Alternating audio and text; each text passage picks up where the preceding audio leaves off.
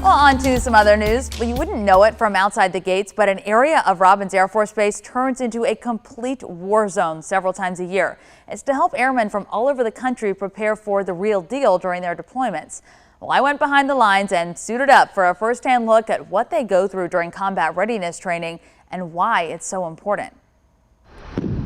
The explosions, the gunfire,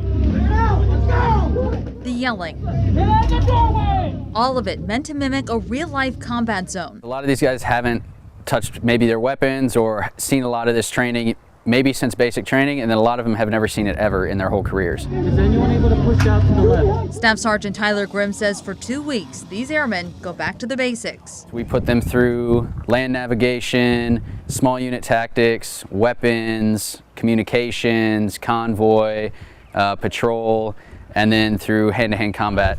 Well, you'll have 2 members. With this 2 to 3 day exercise as their final test. And And though this may seem like a fun drill, it is anything but a game. And if they don't cut it in here and they're not good to go, then we're not going to allow them to deploy because their safety is in our hands. Tech Sergeant Erica White helps recruit volunteers from the base to help. They dress up and act as either opposing forces or locals the airmen need to work with to finish their mission. They realize that what we do is real, you know.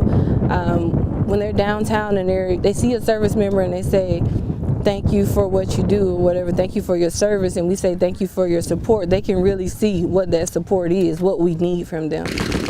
Putting on this combat readiness school a few times a year is a big production, but it pays off when these airmen have to put on the real show. Robins is only one of 2 bases that puts on the combat readiness school for the entire Air Force. The other location is up in New Jersey. And like I said, I actually did suit up for this exercise and I ran through with the camera. So a big shout out to those guys for keeping me safe through all of that. It was a little scary, but it is so eye-opening to see what these men and women go through for our country and what they're willing to do. So a big thank you to all of our service members out there as well.